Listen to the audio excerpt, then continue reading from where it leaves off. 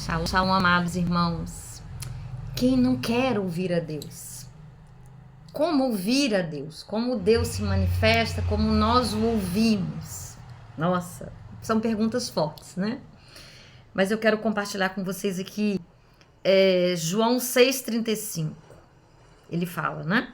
Eu sou o pão da vida. Aquele que vem a mim nunca terá fome. E aquele que crê em mim nunca terá sede. Ou tem uma variação que fala, jamais terá sede. Explicando que ele, né? Aí nós vemos Jesus explicando que ele supre as nossas necessidades mais profundas da nossa alma, né? Também do nosso corpo físico, sabe? Quando a gente ouve aqui que ele fala que não terá fome, não terá sede. Entre outras necessidades, né, nós precisamos do ar para nós respirarmos, precisamos do calor do sol, daquilo que é liberado na vitamina D e tantas coisas. Mas a fome e a sede, né, são aquelas coisas mais emergentes. E aqui nós podemos dizer, né, quando ele diz que não terá, nunca faltará pão, nem nunca faltará água, ele fala de coisas essenciais. E podemos dizer que é uma analogia, que nós teremos as coisas principais, estando caminhando com ele. E para que o ouçamos, para que tenhamos a intimidade com Jesus, que é a coisa mais maravilhosa que nós podemos ter, sabe? E ela se faz, ela é construída. À medida que nós vamos avançando na nossa fé, à medida que nós o buscamos, à medida que nós damos tempo para ler a palavra, para estarmos em adoração, para conversarmos com ele e silenciar, com a ajuda dele, procurarmos aquietar as nossas mentes, como fala no Salmo 46:10. Aquietai-vos e sabei que o Senhor é Deus. Aí nós vamos avançando. Mas ele tem uma maneira muito singular, quer dizer, muito única, muito individual de falar com cada um. Quando eu falo isso, eu lembro da minha filha, que ela diz assim, mãe, ela falava desde criança, como é que Deus fala com você? Eu nunca ouvi Deus. Eu também nunca ouvi Deus, aquela voz audível, sabe? Mas ele fala na minha consciência e eu tenho certeza que é ele que está falando. Mas nós temos que ter muitos cuidados também, que a própria Bíblia fala lá em Coríntios, acho que é Coríntios sim, mas você pode botar aí no Google e pesquisar, para a gente ter muito cuidado, que até Satanás se transforma em anjo de luz para enganar. Então ele pode, sabe, tentar nos enganar. E nós vivemos num tempo em que ele é o tempo do engano, da mentira. E aí, por isso que a nossa alma tem que ser tratada. Por isso que nós precisamos nos conhecer no mais profundo os nossos anseios, aquelas partes de nós que ainda não foram totalmente curadas, sabe? O que teria que ser curado numa pessoa? Sabe, todos nós já sofremos rejeições, já sofremos traumas. E tudo isso está curado. Tudo isso está ali levado para o Senhor, está trabalhado de fato. Porque é onde ele busca, sabe, encontrar vantagens. São partes sensíveis de nós. Não se esqueçam que ele é velhaco, milhões de anos na nossa frente. Então ele estuda individualmente cada pessoa. Não se iludam, não subestimem. Não estou aqui exaltando o inimigo de forma alguma, estou exaltando as estratégias que ele tem para tentar nos enganar, porque ele quer pegar principalmente aqueles que estão querendo buscar a Deus, né? Eu tenho um líder que ele fala assim, mas aí, você acha que ele vai, né, interferir na sua intimidade, na sua... Aham, ele pode sim. Se eu não vigiar, se eu não estiver atenta, sabe, eu acredito até que Deus permita determinadas coisas, porque só Deus nos conhece. E sabe, o que nós precisamos para nós ficarmos mais atentos, mais sábios. E às vezes, deixando de acertar, que a gente acaba aprendendo determinadas coisas. Não sei se estou me expressando da melhor maneira possível, mas eu já passei por experiências assim, sabe? De estar ali buscando, né? Procurando buscar, mas eu não estava pronta ainda, eu estava ainda vulnerável em algumas coisas, e eu sinceramente entendo que Deus permitiu, porque através daquela permissão de Deus, daquele engano ali, eu avancei mais, doeu pra caramba, doeu muito, foi muito triste, mas aquilo trabalhou em mim, a humildade, quebrou meu orgulho, quebrou a obstinação, sabe? A prepotência. Nossa, quanta coisa que eu tinha, sabe? Que, ó, não era nada boas. Então, mas ele fala conosco. E com cada um, eu tenho as minhas maneiras de ouvir a Deus, de fazer os meus propósitos, mas mais do que nunca eu vigio muito. Mesmo porque um tempo de engano que eu passei, um tempo de confusão, e em cima do que eu mais queria, da minha carência, da minha dor. Foi exatamente ali que ele trabalhou. E no final eu falei, papai, mas papai, por que o senhor permitiu? Sabe? E aí, ele disse para mim, filha, entre tantas outras coisas que ele me falou, mas a resposta nua e crua, digamos, foi que ele me disse, filha, eu permiti para que você aprendesse nesse tempo uma das coisas que é muito necessária, sabe? Discernimento de espíritos. Sabe, não é ficar discernindo diabo, mas é assim, sabe? A primeira imagem que vem é ver diabo aqui, mas não. Espírito de mentira, espírito de ansiedade, de ver primeiramente em mim e depois até nos outros, porque eu tenho um chamado, como eu vi num vídeo hoje, né?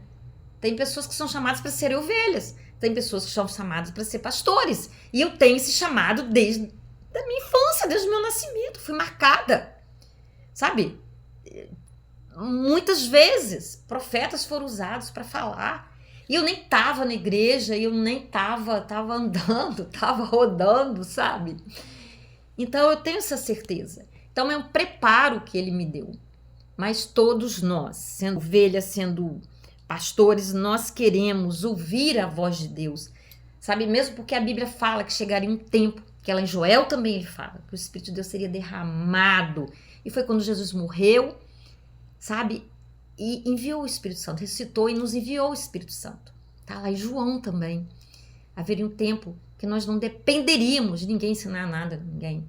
O Espírito Santo nos ensina. Isso não quer dizer que a gente não tem que estar na igreja, submetido a pastores, mas nós teremos sensibilidade, caminhando de verdade com o Espírito Santo, para nós discernirmos até o espírito de engano, porque nós temos visto igrejas, líderes, ferindo muitas pessoas. Lobos em pele de cordeiro. Então, por isso Deus derramou. Mas eu não estou dizendo aqui, anulando a necessidade de estarmos congregados, de sermos obedientes, de sermos amorosos, respeitosos, ajudadores dos nossos líderes, tá? Eu como pastora, mas eu tenho um líder, tá? Que ele nos lidera, vários pastores, e nós precisamos de estar submetidos a ele, obedientes, honrá-lo, sabe? Então, amados, né? Às vezes eu ando tanto, né? Eu vou falando. Eu sou prolixa, né? Falo muita coisa, mas vou muito além. Às vezes eu não consigo sintetizar. Me perdoe, mas acredito que seja a minha natureza. Então, nós podemos ouvir Deus sim. Eu tenho maneiras que, se alguém me perguntar, algumas coisas eu vou falar. Mas tem algumas maneiras que eu não vou falar. Tem algumas maneiras que eu faço os meus propósitos com Deus. Sabe? E às vezes eu tô rindo aqui porque a nossa mente, sabe? Como a palavra fala, o coração humano enganoso é. Quem poderá conhecê-lo é Deus. E às vezes me vejo fazendo determinado propósito, eu sou muito radical nos meus propósitos. Quando Deus fala não, eu vou lá e eu tenho que obedecer. Mas tem vezes que eu não quero. Que eu falo, não, eu acho que essa é a minha maneira de perguntar pra ele. Não. Mas, pra sincero, eu já parei isso. Eu me peguei fazendo. Então, não, eu disse não é não. E creio nesse propósito, faço. Porque inúmeras vezes eu já me rendeu. Então não vou deixar que a minha mente, a minha vontade egoísta, o coração, a tendência da carne faça me pensar que está me respondendo. Se eu está me respondendo, sim. Eu sei que está. 90 e tantos % das vezes foi porque que é nessa que eu não estou querendo que seja não, eu vou dizer que não está valendo.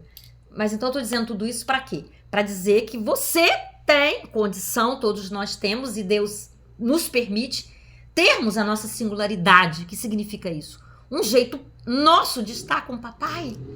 E ninguém coloca ele numa caixa, sabe? Ele respeita, ele ama a nossa individualidade, ele nos fez assim preciosos, ricos, abundantes.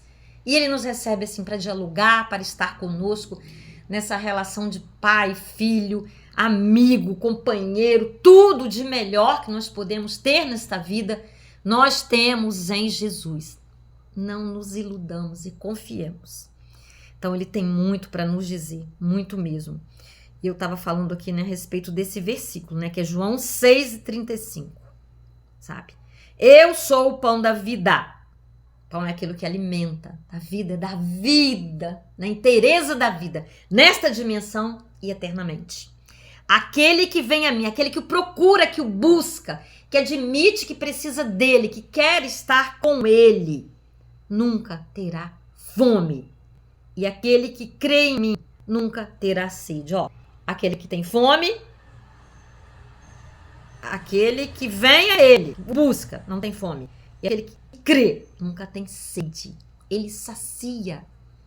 Olha que coisa profunda, gente. É muito profundo, meus irmãos. É muito lindo, é muito perfeito, é muito santo que nós busquemos essa verdade, sabe? Mas entendendo que o principal alimento não é o físico. Nós precisamos dele. Mas a própria palavra diz, nem só de pão viverá o homem, mas de toda palavra que vem de Deus. Então que nós possamos acreditar. Ninguém é pior do que ninguém. Somos todos, desde que desejemos, somos filhos de Deus. E aquele que vai a ele, ele não deixa voltar de mãos vazias. E a propósito para cada um, para cada vida, a propósito. Ninguém é melhor do que ninguém. Eu vejo como grau de responsabilidade. A quem é muito dado, muito será cobrado. Sabe? E a Bíblia mesmo fala, não queira ser mestre, não queira ser isso, porque, ó, esses aí são os primeiros da fila no dia do julgamento. Então, é responsabilidade, sabe? E que nós sejamos conscientes, que nós peçamos a Deus esse desejo de servi-lo, de amá-lo sempre, em nome de Jesus.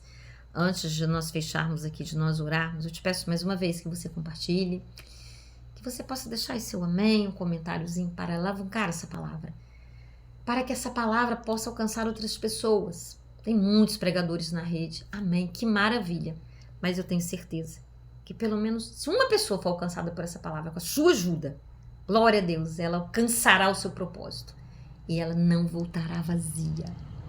Amém? Vamos orar? Deus amado, querido, justo, fiel, amigo, Pai, santo, tudo que nós precisamos está em Ti, papai. Como Tu és precioso, Senhor, te amamos e queremos chamar ainda mais. Ah, papai, ensina-nos a Te ouvir. Fala conosco, ó Deus.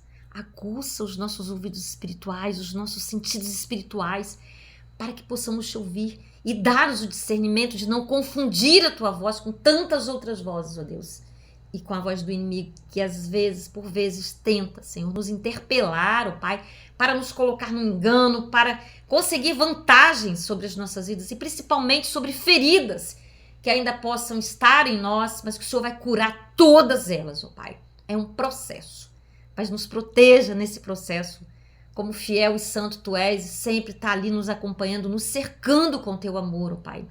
Muito obrigada pelos livramentos de cada dia, Deus, pela provisão física de pão, de água, de tudo que nós precisamos para a nossa sobrevivência, Deus. E muito mais ainda para nosso crescimento emocional da nossa alma, a salvação dela e o nosso crescimento, a nossa salvação espiritual, porque um dia, Senhor, estaremos para sempre contigo, Deus.